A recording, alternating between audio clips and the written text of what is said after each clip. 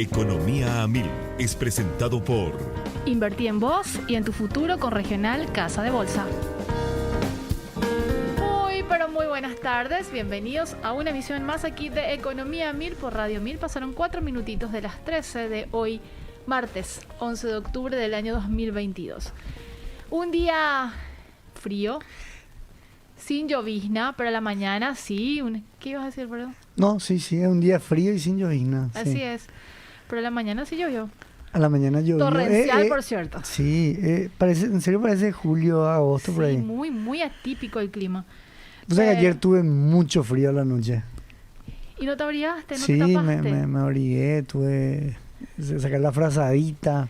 Ya tipo invierno. Sí. Y sí, la verdad que sí, es un clima bastante, como dije, atípico. Hola Alfredo Pereira, ¿cómo estamos? Muy buenas tardes, Prince, saludo a toda la audiencia. Como siempre, una alegría por estar acá presente en Radio 1000, Economía 1000. Y ¿Estás con todo el ánimo, la fuerza hoy? ¿Sí? Sí. Ah, mira, gracias, sí. Prince. Sí, es muy contagioso. Y también estamos con, ¿te parece si le Sí, saludamos a nuestro compañero también, parte del equipo de MF Economía e Inversiones, Horacio Laves? No digo alias, porque la vez pasada ya me dijiste, no me digas Prince. No, no hay alias, problema. Tu primer alias. Sin problema. Alias Hacho. ¿Cómo estamos, Hacho? ¿Qué tal, Prince? ¿Qué tal, Pope? Feliz de estar acá y nada, acá. Yo creo que la audiencia también ya sabe un poco mi alias. Cada vez que vengo se me vuelve a presentar. Sí. A veces con el segundo, a veces con el primero. Pero nada, feliz de estar acá y poder compartir con ustedes y con la audiencia. Un gusto tenerte en serio, Horacio. Y el tema que nos trae hoy Alfredo son dos temas centrales, lo que vamos a abordar justamente en la jornada de hoy. Y ya le adelanto a la audiencia, vamos a hablar sobre las elecciones en Brasil, pero en la primera parte, el representante y forma parte de la consultora Tendencias de Brasil, que también forma parte de lo que es la red La Eco, como la conocemos, y que obviamente la consultora MF Economía e Inversiones también forma parte de esta red.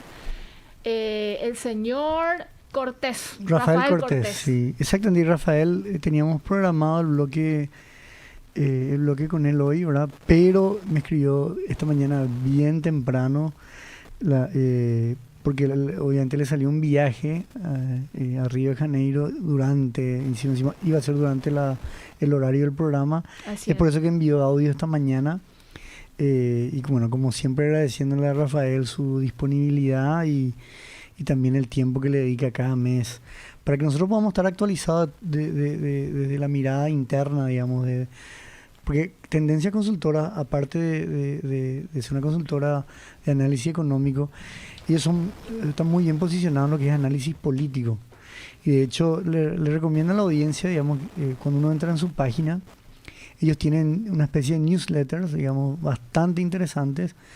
Están en portugués, obviamente, pero uno puede darle el clic ahí para la traducción al español y ahí puede ver, digamos, las proyecciones y un análisis bastante interesante, ¿verdad? De cómo ellos están viendo y perciben la realidad económica política del Brasil. Y de hecho el audio que vamos a compartir con la audiencia, el primero, Rafael nos habla sobre la situación económica, los principales indicadores macroeconómicos de Brasil e incluso nos presenta perspectivas para lo que resta de este año y el año 2023. Y en el segundo audio hace un análisis económico porque Rafael es politólogo, tengo entendido, y también tiene ciertas especialidades en el sector o en la rama, y nos hace un análisis muy interesante de lo que está pasando también a nivel político en Brasil. Así que cuando estés dispuesto, Alfredo, Horacio, estamos. Cuando estamos. nos diga Josema, arrancamos. Josema, el primer audio, por favor. Los principales condicionantes del mercado brasileño en este momento son fundamentalmente internacionales, o sea, movimientos son condicionados por alteraciones en las perspectivas para la economía mundial, sea por cuenta de un cuadro inflacionario más complicado, sea por cuenta de las incertidumbres acerca del conflicto geopolítico y las posibles implicaciones para los países emergentes. Entonces, básicamente, estos son los condicionantes más recientes, a veces son con datos más fuertes desde el punto de vista económico en las principales economías avanzadas. Los mercados toman un comportamiento de una tendencia de tasa de interés un poco más baja, pero en líneas generales no parece que este cuadro internacional es un cuadro que aún tiene preocupaciones por cuenta de posibles devaluaciones para los activos de los países emergentes. Una cosa que, sin embargo, puede empezar a afectar de forma más fuerte para Brasil, especialmente tiene a ver con los precios de commodities, un escenario de un control de los precios más recientemente. Esto ya está contribuyendo para un cuadro inflacionario con menores preocupaciones para Brasil. La tendencia de una reducción, una vez más, de las proyecciones para 2022. Una parte de este cambio tiene a ver con los precios de las commodities. Entonces, en líneas generales, las cuestiones domésticas, especialmente la disputa presidencial, tiene a veces un efecto cuando hay la posibilidad, por ejemplo, del presidente Lula dar señales más fuertes acerca de su agenda económica, a veces con la posibilidad de indicación de un nombre que puede ser bien acepto por el mercado, pero estos movimientos no son todavía consistentes y por eso un poco de volatilidad es una característica del comportamiento de los mercados en este momento. Entonces, básicamente estamos reflexionando cuestiones internacionales en este momento. Escuchamos a Rafael Cortés de la consultora Tendencias de Brasil. Alfredo, ¿tenemos láminas antes de pasar al audio de Rafael o primero lo pasamos el audio para después hacer el desglose de lo que yo creo que pasemos así, vemos la conexión, digamos, justamente con el impacto, digamos, político, ¿verdad? De un poco las consecuencias de esta primera vuelta en las elecciones. Pasamos el segundo audio, por favor, Josema. Bueno, desde el punto de vista político, lo que pasa en Brasil es un intento de comprender lo que ocurrió en la primera vuelta de la corrida presidencial. No solo la elección presidencial, sino que también los resultados de las competiciones legislativas. Y uno de los principales puntos que estamos a discutir en Brasil son las razones e implicaciones de lo que llamamos de una ola conservadora, con resultados muy positivos para la centro-derecha, sea en la Cámara de Diputados, sea en el Senado. Cada vez más una centro-derecha que tiene más de derecha y menos de centro. Los resultados fueron bastante positivos para el presidente Bolsonaro y su grupo político, y esta emergencia de este grupo como un factor nuevo, no nuevo en la política brasileña, sino que ha en este momento estructurado una fuerza relevante, lo que parecía ser en 2018 solo el resultado de un contexto muy particular. En 2022 ya comprendemos que este movimiento ha creado raíces en la sociedad brasileña y bueno, todavía y aún como ocurre en casos del control del poder ejecutivo, ese control de elementos políticos fue muy importante para resultar en este escenario. Esto resulta especialmente en un escenario de victoria del expresidente Lula, dificultades adicionales para la gobernabilidad, el presidencialismo multipartidario de Brasil, genera complicaciones políticas al presidente para construir coaliciones heterogéneas desde el punto de vista ideológico y bueno, con ese resultado los desafíos del presidente Lula son aún más significativos. Y él ya ha emitido señales de que entiende este movimiento. Él intentó hacer acuerdos con partidos de la centro-derecha tradicional, hizo un acuerdo con Simone Tebet para intentar generar este apoyo más fuerte. Y desde el punto de vista de un eventual gobierno Bolsonaro, esta concentración de fuerzas conservadoras puede mantener en la agenda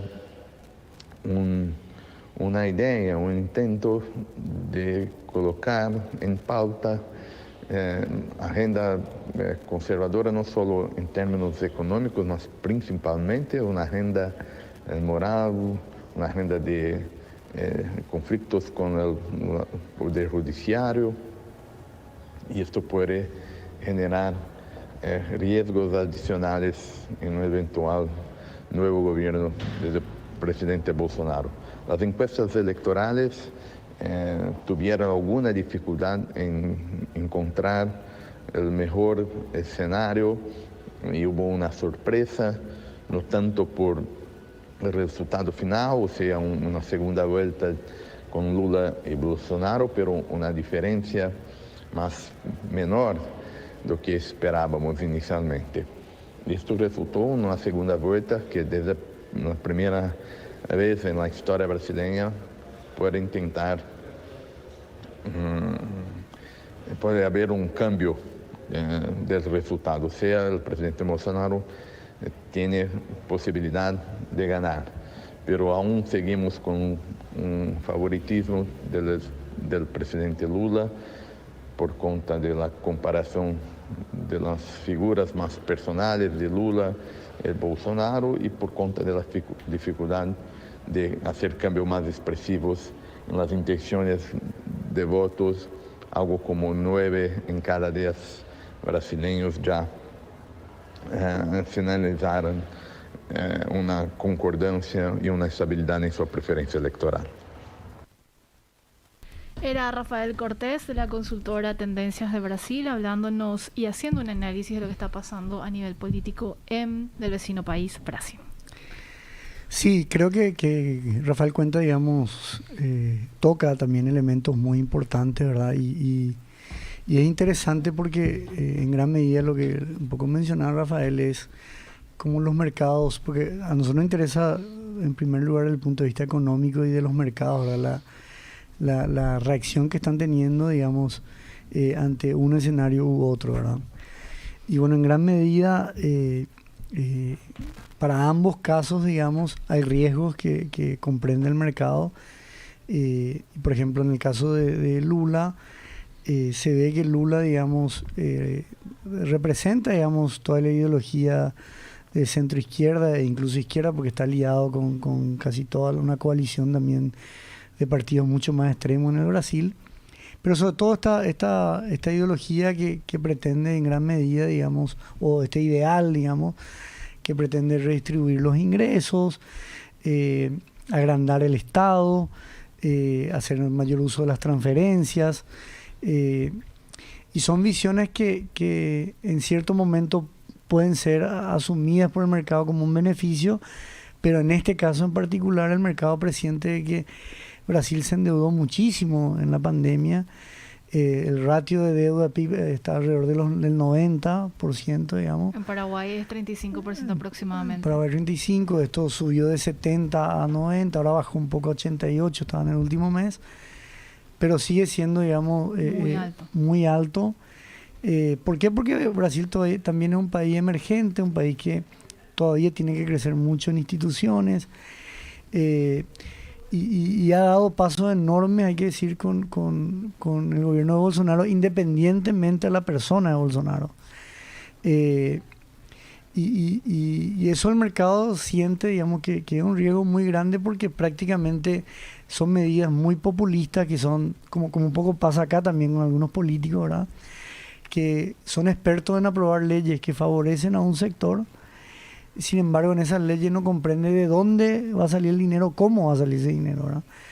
Y hay que considerar también, Alfredo, que Lula da Silva está como de alguna manera atado a una imagen de corrupción también que genera mucha incertidumbre en los mercados, y vamos a conceptualizar o a ver ese aspecto en materia de incidencia de su figura dentro del dinamismo o el desarrollo que pueden tener eventualmente los mercados. Sí, totalmente. Creo que y eso es un elemento más político que creo que Bolsonaro o el lado de Bolsonaro está usando. Sí. Sin embargo, yo creo que en ese sentido el mercado brasilero, independientemente de qué lado sea, sabe que una cuota de corrupción va a haber. Ahora, el punto es que para ambos casos, las instituciones en Brasil, el mercado siente que es fuerte para un periodo más, sea de un lado o del otro. En gran medida, ¿cuál es el riesgo que asocia? Bueno, si gana Lula va a haber aumento de los gastos fiscales, aumento de gastos rígidos, transferencias, aumento de la presencia del Estado, ¿verdad?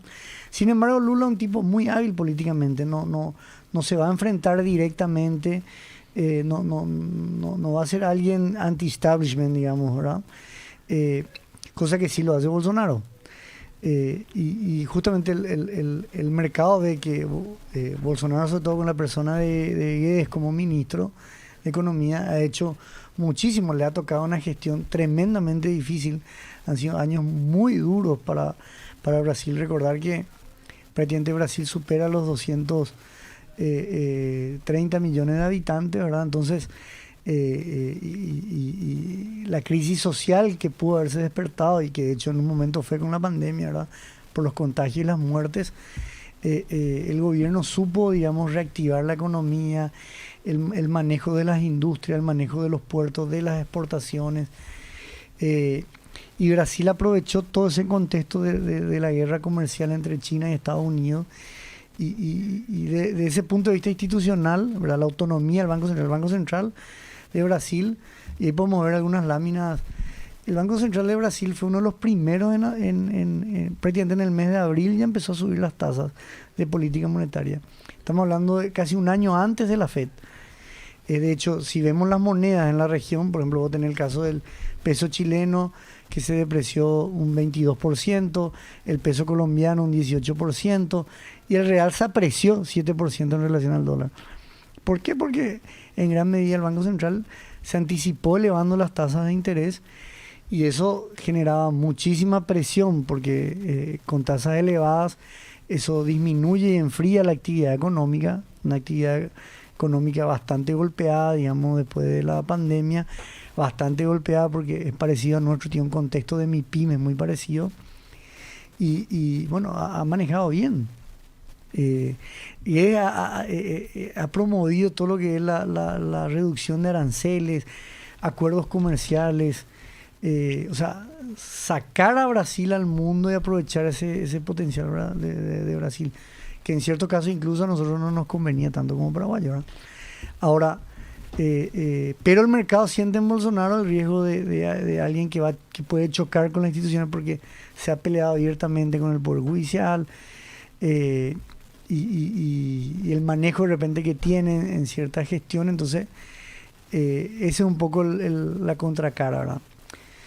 Le pedimos a los compañeros si nos pueden acompañar con la lámina 2, resultado de elecciones primera vuelta. Me gustaría hacer como una recapitulación ahí, Alfredo, porque mucha gente quizás se haya perdido de esa información, y Lula encabeza en la primera vuelta las elecciones. Recordemos que a finales de este octubre se realiza otra vuelta para definir finalmente, ¿verdad? Exactamente, sí. Y le sigue Bolsonaro.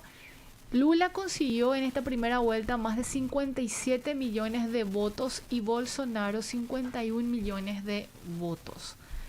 Y los demás, obviamente, por debajo, así que el porcentaje que entre Lula y Bolsonaro llegan a un 93% aproximadamente de las elecciones, vamos a denominarlo de esa manera. 48,3% para Lula y 43,2% para Bolsonaro. La siguiente lámina es la que es también de suma importancia, porque nos habla sobre el indicador del perfil brasileño, básicamente del Producto Interno Bruto y de la relación real-dólar. Exactamente, como muestra el gráfico, digamos, para que nos siguen en YouTube, la proyección de cierre de este año de la economía brasileña es de 1,9, que es algo muy, muy positivo, de nuevo teniendo en cuenta el contexto inflacionario de Brasil y las tasas, digamos, que hoy maneja el mercado brasileño, que ha desincentivado muchísimo a la inversión, digamos, y al consumo. Pero no obstante así, ha sido un año súper positivo para Brasil, dadas también los precios que sufrieron los commodities a comienzo del año. Que lo mencionaba también Rafael Cortés. Sí. Y bueno, el otro tema también, Prince, que me olvidé comentar, es Bolsonaro en este último tiempo hizo bastante subsidio, como que típico, ¿no? Ante la campaña electoral, ¿verdad? Dar algunos beneficios, sobre todo con el combustible. Se habla de prácticamente el Estado brasileño a través de esa exención de impuestos, cerca de 9.000 millones de dólares lo que dejaría de recaudar. El problema de estos tipos de subsidios es que la gente se acostumbra y después volver a implementar este tipo de ley es muy difícil. Entonces, eso es lo que preocupa, que el contexto, el tejido fiscal brasileño también está muy débil. Y el avance de un Lula que tiene programas, por ejemplo, hay mucho elemento en Lula y también muchas falacias. Cuando uno analiza, digamos, la propaganda económica, por ejemplo, Lula se basa en todo el crecimiento brasileño que tuvo en la primera década de este siglo. Pero es mentira eso. Eso no tiene nada que ver con la gestión de Brasil, como no tiene nada que ver con la gestión de Nicanor ni de Lugo acá. Eso tiene que ver con un contexto internacional, ¿verdad? Donde se dio el super ciclo de los commodities, en gran medida para la gente que nos sigue. Eso debe a la expansión que ha tenido China y la demanda que ha tenido China en cuanto a los commodities, que entra como un jugador que cada año aumentaba la demanda, porque esos commodities o lo servían para insumos de su producción, digamos, animal, cerdo sobre todo, como también para la transformación, digamos, de productos. En esos años donde China se convierte en la fábrica, digamos, del mundo, ¿verdad? Y empieza a tener relaciones comerciales con miles de países. Ese cambio paradigmático, ¿verdad?, ante la entrada de un jugador tan grande y tan fuerte, hizo obviamente que los precios de ciertos commodities se disparen. Y en eso sí Paraguay obviamente que reaprovechó la soja, el maíz, el trigo, ¿verdad? Y creo que sirvieron para sentar las bases de lo que hoy es toda nuestra cadena productiva, pero eso no tiene que ver con la gestión de un gobierno, ¿verdad? Totalmente. Y de hecho todos estos gobiernos de esa década, digamos, tuvieron bonanzas. Y ahí podemos ver la era de los Kirchner, Bachelet, por ejemplo, ahí en Chile, que nada que ver con los segundos periodos. Como el segundo periodo de Bachelet fue un desastre, porque ya no estaba este superciclo de los commodities, ya no estaban esos precios del cobre. Lo mismo para Kirchner, ya no estaban esos precios de la soja ni del trigo. Y redistribuir la riqueza, digamos, cuando las condiciones económicas fallan, otra cosa, ¿verdad? Entonces, eso, por ejemplo, es una gran mentira, ¿verdad?, que usa Lula de volver a las bonanzas económicas de esos tiempos, porque las condiciones internacionales son otras. Y segundo, ¿verdad?, otro tema es que, por ejemplo, Alckmin, digamos, su vicepresidente era del partido de centro derecha prácticamente. Ellos habían competido, creo que en el 2006, y Gerardo Alckmin llegó a segunda vuelta con Lula y perdió después con Lula. En el 2018, si no me equivoco, perdió contra Bolsonaro, creo que salió en cuarto lugar y hoy salía. Y en una entrevista, yo estaba viendo ayer, le entrevistan a Boulos, es prácticamente sería como la cabeza de la extrema izquierda en Brasil, más o menos, ¿verdad? Y en este programa Roda Viva, un programa brasilero, ¿verdad?, le preguntaban a él, bueno, pero hoy le vemos un Lula mucho más moderado, le dicen él, ¿verdad? Sí. Y él dice, no, nosotros solamente lo usamos a Alckmin porque una manera de atraer y despertar justamente los sentimientos anti-Bolsonaro. Pero las ideas liberales de él no hacen parte de nuestra agenda. Entonces vos ves, no hay un programa todavía establecido. Es más o menos un rejunje de sectores. Alckmin, que es de centro derecha, digamos, ahora Simone Tebet también, entre comillas, entran con ellos. Básicamente juntar gente anti-Bolsonaro, ¿verdad? Para los votos, sí. Pero ahí nomás te demuestra en el pensamiento, Prince, quién es el verdadero líder. En el sentido, ¿con quién se están uniendo todos para derrocar? O sea, uno diría que Lula, pero Lula prácticamente está, no digo acabado ahora por todo lo que mueve, pero sí en el sentido de que detrás vos no ves que haya un programa, y eso genera muchísima incertidumbre, digamos, para los mercados, ¿verdad? Porque nuevamente, perdón, cierro más, cuando vos como mercado, o sea, cuando vos como gobierno, ¿verdad? Ya sea de izquierda o de derecha, a través de tus políticas públicas, demostrás ciertos riesgos, porque el inversor, ¿qué es lo que busca? Seguridad, que no le cambien las reglas de juego, y sobre todo si va a poder recuperar sus inversiones, ¿verdad? Así es. Entonces, en gran medida, digamos, si vos le estás cambiando las reglas de juego al inversor, el mercado eso lo presiente y se refugia en otros mercados, sale de Brasil, se convierte al dólar, busca otros lugares, digamos, y al final eso en mediano y largo plazo impacta en el crecimiento, digamos, de un país, ¿verdad? Entonces, un Bolsonaro que choca contra el Poder Judicial, para un inversor extranjero, por ejemplo, genera preguntas y genera riesgos. Y riesgo el inversionista te da con más tasas de retorno, ¿verdad? Lo mismo, si vos aumentas tu gasto fiscal, ¿verdad? Aumentan tus gastos de transferencias, y el mercado va a empezar, pero el gobierno puede entrar en un default. O sea, cada movida, sea de un lado o del otro, el mercado siempre te va a estar siguiendo y ver los riesgos que comprende esa decisión que vos tomás. Y creo que en eso está hoy el mercado bastante confiado de que las instituciones son fuertes. O sea, Brasil no va a ser Venezuela en un periodo de Lula, ¿verdad? No hay que exagerar. Es difícil que Bolsonaro también derribe a todas las instituciones de Brasil. No obstante, en el mediano y largo plazo eso genera, o sea, no es favorable para un crecimiento, digamos, ni tampoco para atraer capitales para el Brasil. Está bastante complicado el escenario ahí en Brasil, pero seguramente vamos a tener un poco más de luz una vez que se sepa quién finalmente es el presidente. Pero tenemos más láminas, Alfredo. Nos quedamos en donde estamos viendo el perfil brasileño, y me gustaría decirle a la gente cuál es el comportamiento, la dinámica que está teniendo el real con respecto al dólar. Ahí vemos como una suerte de estabilización, podemos llamarlo, ya para lo que sería proyecciones, Alfredo. Totalmente, porque como te decía, esa apreciación que tuvo el real a comienzo de año, que llegó a estar a 4.66 por cada dólar.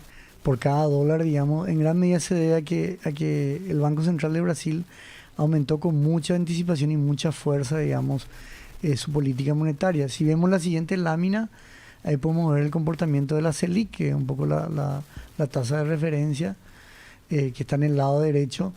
Y para los economistas, más de 3.75, o sea, es difícil que aumente, prácticamente llegó al cierre. Y por más que haya aumentos de la FED a lo largo de este año y el año que viene, el real ya está bien protegido y bien salvaguardado. Y lo que muchos economistas ven es que incluso a partir del año que viene descienda un poco, ¿verdad? Solo que todavía no, por el riesgo político de lo que van a ser las consecuencias de estas elecciones y las primeras decisiones y planes políticos que tenga, digamos, el nuevo presidente de Brasil. De hecho, la inflación se está como reacomodando, tiene una tendencia ya a la baja, y las proyecciones también para lo que resta del 2022, 2023, hay como un reacomodo ya dentro de lo que sería su meta de inflación. Pero imagínate, en marzo del 2021 empezó a aumentar el Brasil su tasa. Y ahí nosotros en julio. Nosotros en julio, agosto. Sí. Y te iba nomás a decir, Prince, esto que comentaba Rafael también es interesante para mí, por lo menos para cerrar, porque está bien, las encuestas se equivocaron enormemente, pero todavía hay un margen, digamos, de 5 puntos porcentuales más o menos entre Lula y Bolsonaro. El que ganó la primera vuelta generalmente siempre salió presidente. Es muy difícil o sea, no es imposible que Bolsonaro gane, pero es improbable. Pero no obstante, digamos, las elecciones como gobernadores, también como para el Congreso, hubo un crecimiento muy importante del partido, digamos, de los que están del lado de Bolsonaro. Entonces eso también el mercado en cierta manera lo celebró la semana pasada, porque bueno, como las probabilidades más grandes son que gane Lula, no obstante le va a ser bastante complejo y complicado, digamos, pasar todas estas leyes más populistas y más, digamos, de aumento del Estado, de transferencias, de regulaciones laborales, etcétera, etcétera, porque bueno, no va a tener la mayoría, digamos. Y esta última lámina, Alfredo, que me parece interesante para cerrar ya el capítulo de Brasil, el índice bursátil Bovespa, que nos muestra en esta lámina. La siguiente y la otra, por favor, compañeros. Tenemos como después de haber tenido, vamos a decirle, picos en el año 2020 y una caída abrupta ya con el inicio de la pandemia, hay como unas fluctuaciones muy, muy considerables. Sí, el índice de Bovespa es prácticamente el índice que recoge, digamos, gran parte de las empresas que cotizan en bolsa en el Brasil. Y sí, esa fluctuación está muy en relación con todo lo que ocurre en los Estados Unidos y en otros mercados internacionales. En gran medida esas grandes caídas se debe, digamos, a la relación en primer lugar que tuvo con la FED, pero después, de nuevo, por todo el contexto económico de Brasil, muy distinto, porque Brasil, por ejemplo, tampoco está expuesto a la guerra, al conflicto entre Rusia y Ucrania. China es un socio comercial muy importante para ellos. No ha sido tan golpeado, y como, de nuevo, las tasas Selic fueron ya aumentadas con mucha anterioridad a la FED, lo que pasó en Estados Unidos no afectó tanto al inversor brasileño. De hecho, a comienzo de año hubo una migración muy importante de inversores a las acciones brasileras. Ahora, lo que se ve en el último, para cerrar, es muy interesante porque la encuesta decían que era una victoria total de Lula. El mercado ya empezó a refugiarse, a vender acciones en reales, comprar acciones en dólares y refugiarse en otros mercados. Sin embargo, como vemos, ese repunte es la celebración o conmemoración del mercado, porque si bien, de nuevo, es muy probable que Lula gane en esta segunda vuelta, no así en el Congreso, gobernadores, etcétera, etcétera. Hay una gran mayoría, digamos, del lado, digamos, de Bolsonaro, lo que genera como una especie de colchón, digamos, para lo que serían las decisiones y políticas públicas de un Lula que no tiene planes. Definitivamente. Josema, hacemos una breve pausa y a la vuelta del corte vamos a hablar de algunos análisis que hicieron referentes a nivel mundial sobre el conflicto Rusia-Ucrania, que recordemos había iniciado en febrero. Sí, el 24 de febrero.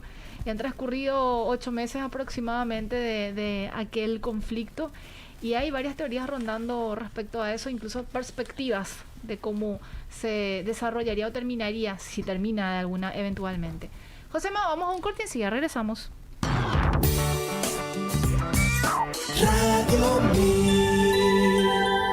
Economía a Mil es presentado por Invertí en vos y en tu futuro con Regional Casa de Bolsa.